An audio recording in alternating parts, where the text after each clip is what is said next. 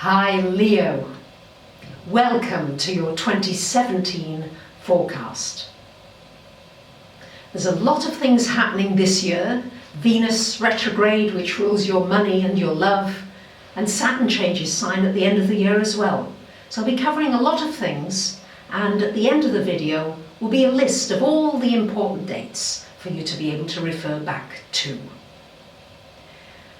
So let's start with the beginning of the year, because we've got Mercury still retrograde until the 9th of January.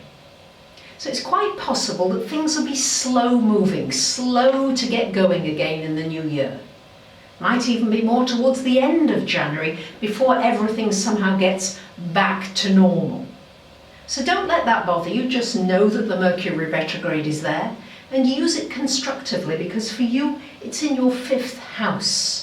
It's retrograde here in this 5th house with Saturn, so this is a really good time to do anything with your creative juices. It's a good time to really reflect on ways in which you can have more fun in your life. The 5th house is the fun house. If you're looking for romance, it's time to think about different ways of going about it, if it hasn't happened for you so far. It's a good time to be reflecting on having your own business or doing something with your own business. Not necessarily taking action until the middle of the month, but certainly reflecting, maybe doing some writing, some promotional stuff, and then preparing it and then acting from the middle of the month. Now the eclipses this year are in February and August. The first one is February the 10th, and this first eclipse is a lunar eclipse, and it's happening in your sign, lovely Leos. So here we've got the lunar eclipse in your sign, and later in the year we've got a solar eclipse in your sign. So February the 10th, a Leo full moon on steroids. This is shining a light on you. It's shining a light on how you feel about yourself. Shining a light on how you look, how you want to be seen, how you want to present yourself to the world. Maybe you'll really change a lot of things, because often eclipses bring about a lot of changes. So I would think that for you this year, Leos, you're going to go through quite some personal transformation, which can be very exciting. With the eclipse there, it may show you the things that you're not quite happy with. It's a full moon, so it's shining a light, and it may encourage you to really begin to focus on the things that you are happy with and watch those grow. Or change the ones that you don't like so much. Now we've got a solar eclipse happening on February the 26th, and that's happening here in your 8th house, along with Neptune, so a new moon eclipse in that 8th house. Well, that could be some money coming to you from somebody else. If you're in a relationship or a partnership, it could be some new beginnings, new seeds for your partner, something new happening. It's also an opportunity to really maybe make a new foray into anything metaphysical. Astrology, tarot, numerology, psychology, anything about going deeper. It's a wonderful time to do that. I would also make sure that you really are dealing with everything to do with taxes and insurance and those kinds of things. You can really start fresh and get everything nicely organized early in the year. Now March the 6th, this is this Venus retrograde, between March 6th and April 15th. Got Venus going retrograde in your 9th house and then into your 8th house. So while Venus is retrograde, the first thing to say to you is, preferably don't buy very big luxury ticket items. And if you have to, keep the guarantees and the warranties. Because when Venus goes direct, there's quite a strong possibility that you might not like it and you want to take it back. Same with a relationship. So try not to get into something too serious during the retrograde and see how you feel when Venus goes direct, because by then you might have changed your mind. So Venus here in this 9th house, asking you to reflect on higher learning. Good time really to reflect on your spiritual life. What is it that really gives more meaning to your life? Perhaps go to a conference or on a retreat. And then Venus going backwards into this 8th house. Well, that could certainly bring a lover from the past back to you, no question.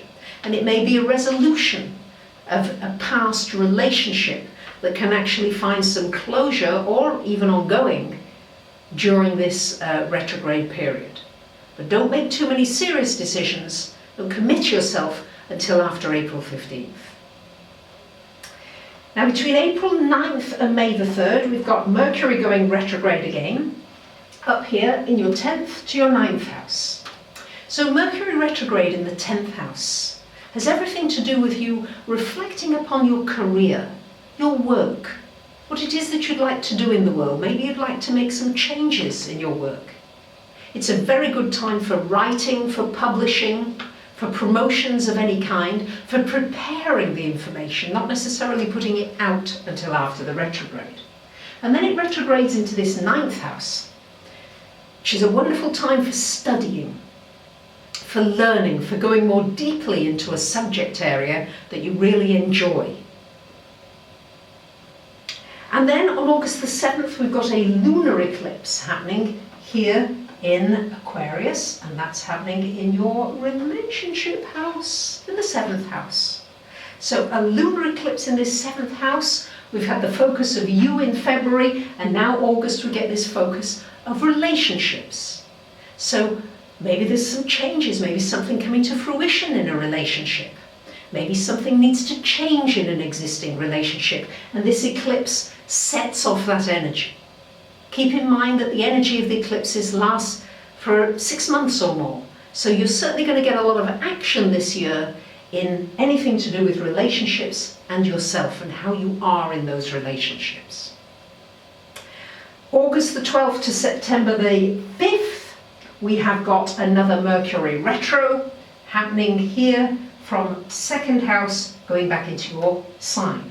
So Mercury in the 2nd, this is all about money. You might renegotiate a deal, something you've been working on for a while or you've let go of, comes back and you can renegotiate a great deal.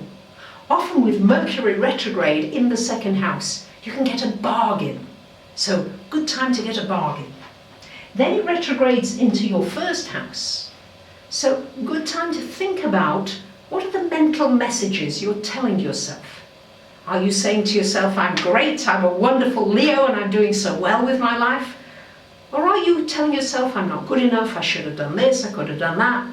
So it's a really good time to clean up the kinds of messages and things that you're saying to yourself so that you can improve, in turn, your relationships. We've got a solar eclipse on August the 21st in Leo. So the eclipses are really all about you this year, Leos. So new beginnings for you, new start, new possibilities, new relationships. It's a fresh start. So you could really transform yourself this year and reinvent yourself. We've got Jupiter until October the 10th in the 3rd house. This is expanding your learning, expanding communications of all kinds. And then after that, on October the 11th onwards, it goes into this 4th house. And in the 4th house, Jupiter can really trigger a move. Could even be a move of country, or maybe city or state. But certainly you may have itchy feet. You might want to expand your home, do some renovations, even do some learning at home, studying from home. We've got another Mercury retrograde happening. Where's my Mercury gone? Back in this 5th house. So it's checking in with you. It's saying to you, all right, have you focused on doing some fun things? Have you unleashed some of your creativity? And maybe something comes to completion, something comes to fruition. You take it to a new level. It could be a business, could be a business idea that grows and blossoms because of the work that you put in earlier in the year. For most of the year, Saturn is in the 5th house, but on the 20th of December, it moves into your 6th house of work, of health, of service.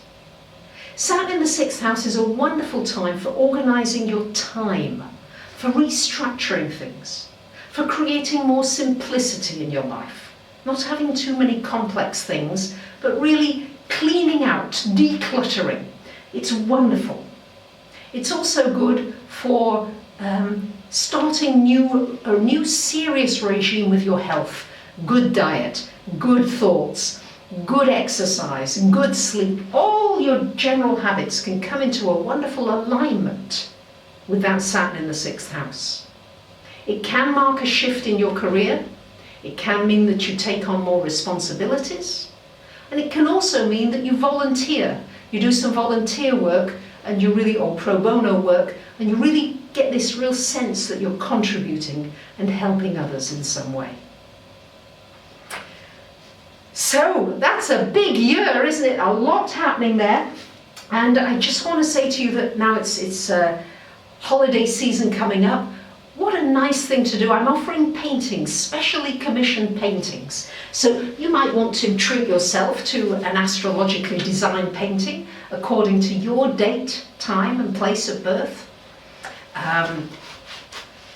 You might want to treat a friend as a gift or a birthday present.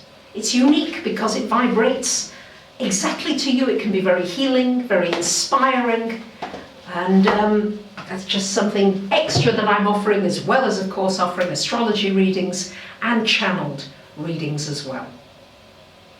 Thank you for watching, for sharing. I really appreciate you. Much love for this coming year.